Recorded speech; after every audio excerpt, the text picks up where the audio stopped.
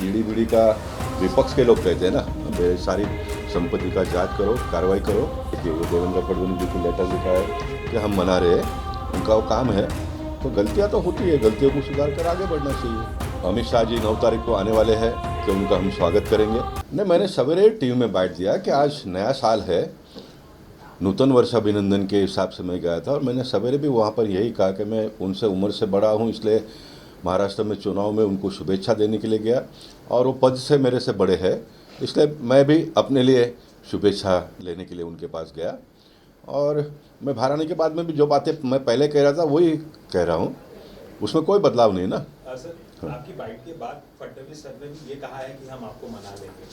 तो देखिए, भारतीय जनता पार्टी का कोई भी नेता यही कहेगा कि हम मना रहे हैं, उनका वो काम है।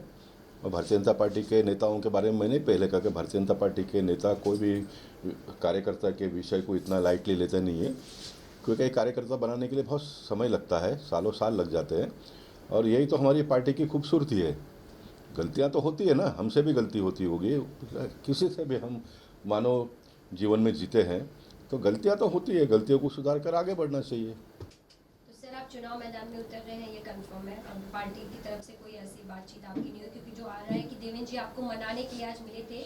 जी हाँ, न देवेंद्र जी देखिए बहुत बड़े, आज वो भले उप मुख्यमंत्री है, लेकिन हमारे लिए तो मुख्यमंत्री है, महाराष्ट्र के नेता है वो, इसलिए वो मेरे घर पर आए, ये मुझे ठीक नहीं लगा। इसलिए मैंने कहा कि आप मत आइए, मैं आऊँगा, और मैं जाकर मिल कर आया उनको।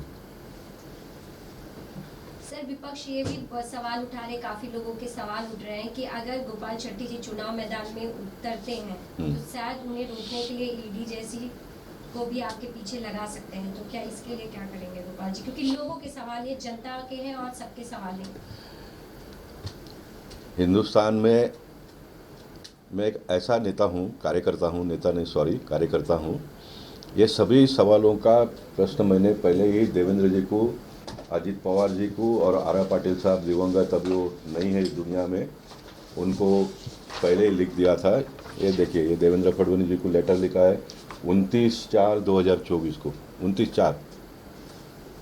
अब तो ये कौन सा महीना चल रहा है,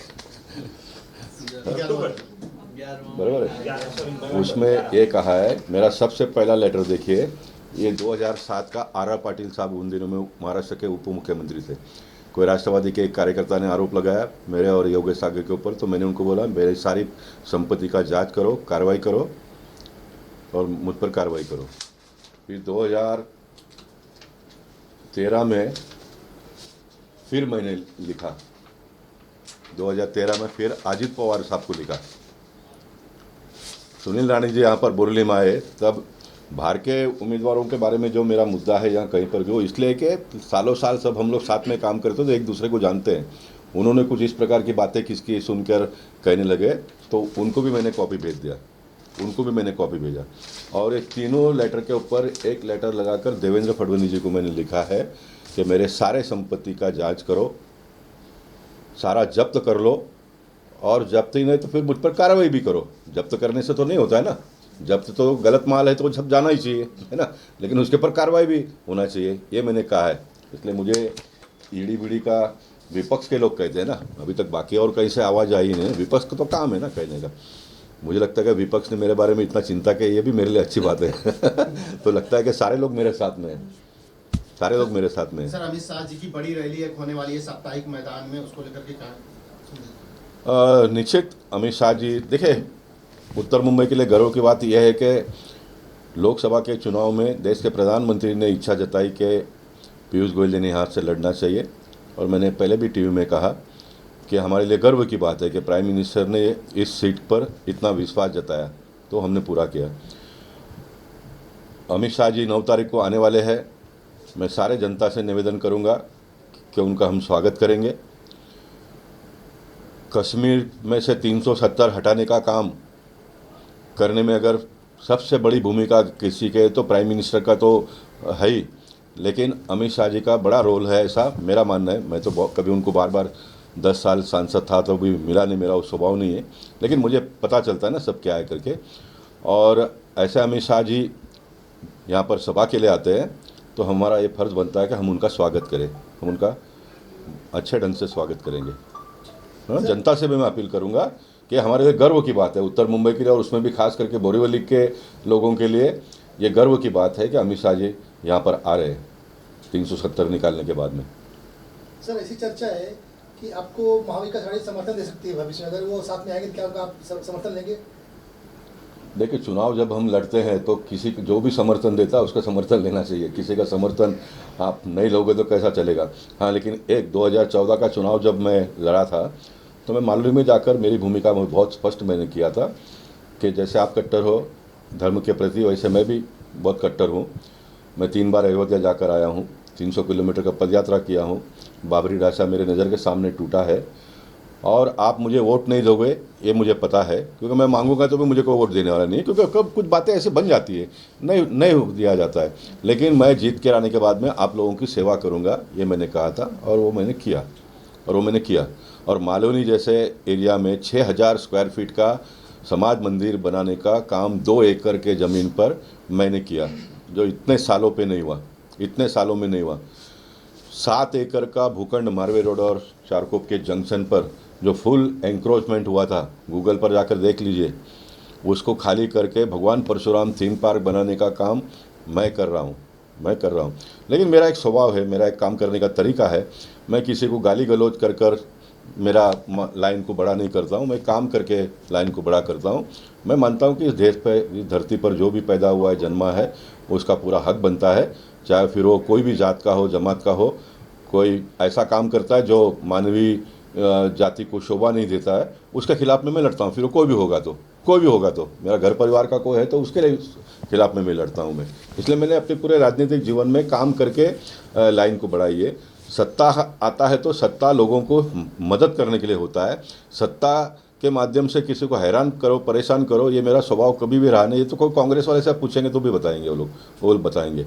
इसलिए सत्ता ये सेवा का एक साधन होता है, सेवा करने का एक जरिया होता है सत्ता। इसलिए सत्ता आने के बाद में हमने लोगों का सेवा करना चाहिए। सत्ता का पावर का दुरुपयोग करके किसी को परेशान करना, ये मेरे स्वभाव में कभी रहा नहीं है, और आगे भी वैसे ही मैं काम करूंगा। सर, बोरीवली की जनता के मन में है गोपाल शेट्टी और कमल का निशान, लेकिन इस बार आप निर्दलीय लड़ रहे हैं, तो सिंबल के बारे में जनता तक कैसे अपनी बात पहुंचाएंगे? इस बात को लेकर जनता उत्सुक है। देखिए, आज नया साल है, सभी बातों का जवाब, सभी प्रश्न आप मत करिए, आज सभी बातों का जवाब मैं दूंगा नहीं।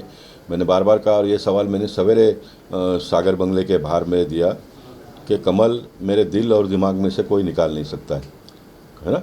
कमल मेरे दिल और दिमाग में से कोई निकाल नहीं सकता है। मैं बार बार ये बात बताऊँ तो अच्छी बात है कि मैंने बोला कि मैं पार्टी छोड़ नहीं रहा हूँ, पार्टी का लाइन नहीं छोड़ रहा हूँ, पार्टी के नेताओं के बारे में नाराज़गी नहीं है। कुछ नेता जो इस प्रकार का गलत निर्णय करते हैं उनके खिलाफ में ये लड़ाई है। ये सारी बातें मैंने बार बार स्पष्ट कर दिया। और कल तो मैंने ये भी कहा कि पार्टी को निकालना पड़ता है, डिसिप्लिनरी एक्शन लेना पड़ता है। ऐसा जो भी करते हैं उनके, वो पार्टी का काम है, वो करे, लेकिन मैं पार्टी नहीं छोड़ूंगा। सर, मात्र विनोद तावडेंनी ट्विट केलं की तुम्ही भेटीनंतरून पक्षाची शिस्त तोडणारे कार्यकर्ते नाहीयेत, त्यामुळे एक संभ्रम निर्माण झाला की तुम्ही माघार घ्याल करून. पक्षाचा शिस्त तोडणार नाही हे विनोद तावडेजींनी कशाला सांगायला पाहिजे? मी बोललोय, पहिल्या दिवसापासून मी बोलतोय। मी एक शिस्तबद्ध कार्यकर्ता आहे, मी पक्षाला मानणारा कार्यकर्ता आहे, मी पक्षाच्या ध्येय धोरणाला मानणारा कार्यकर्ता आहे, हे मी पहिल्या दिवसापासून सांगतो। विनोद तावडेजींनी काय त्यात नवीन सांगितलं? त्यांच्या सांगण्यावरून असं निष्पन्न होतंय की तुम्ही कुठेतरी आज जी भेट झाली त्या भेटीनंतर तुम्ही कुठेतरी माघार घेताय, अशी एक चर्चा सुरू झाली, काय नेमकं? चर्चा तर सुरू होणारच ना, आणि तुम्हाला लोकांना मीडियाला अशा प्रकारची चर्चा लागते, तर चर्चा होत राहणार ना। निवडणुका असल्या का चर्चा होत असतात। सर, एक महत्वपूर्ण सवाल है, आपका जो मुद्दा है, जब बोरीवली के लोग हैं उनका बार बार ये कहना कि यहाँ बार बार बाहरी उम्मीदवार आते हैं, आपने इस मुद्दे को उठाया है, अच्छी बात है। बहुत से स्थान ऐसे जहाँ पर बाहरी कैंडिडेट आते हैं पार्टी की तरफ से, वहाँ के लोगों की समस्या है, लेकिन कोई इतना कोई आगे आता नहीं। सर, इसे क्या संदेश जाएगा? नहीं, देखिए बात, फिर आप लोग बात को नहीं समझते हो। मैंने इस बात का भी खुलासा बार बार किया है, मैं बिल्कुल बाहर का कैंडिडेट कहीं पर भी नहीं जाना चाहिए, इस मत का नहीं हूँ, कल भी नहीं था, आज भी नहीं हूँ, कल भी नहीं रहूँगा। और मैं 10 बार का है, ऑन रिकॉर्ड है सब टीवी वालों के पास, बार मैंने कहा है। क्योंकि कुछ मतदार संघ ऐसे होते हैं जहाँ पर उतना सक्षम उम्मीदवार होता नहीं है जीतने लायक, तो अन्य पार्टी में से भी किसी को लेना पड़ता है, सभी पार्टी के लोग लेते हैं। बाहर से उम्मीदवार को भी लाकर लड़ाना पड़ता है। मेरा कहना है कि बार बार हो रहा है इसके लिए, और ये बार बार हो रहा है उसके बारे में लोग मुझे टॉर्चर करते हैं कि ये सब तुम्हारे वजह से होता है। और पार्टी में भी कुछ इस प्रकार के लोग होते हैं, वो बोलते हैं कि आपको लगता है कि इतना बड़ा निर्णय लेने से पहले गोपाल भाई से पूछते नहीं होंगे कोई, और ये किसी को भी सही लगेगा कि इतना बड़ा निर्णय होने के पहले पूछा नहीं जाता है।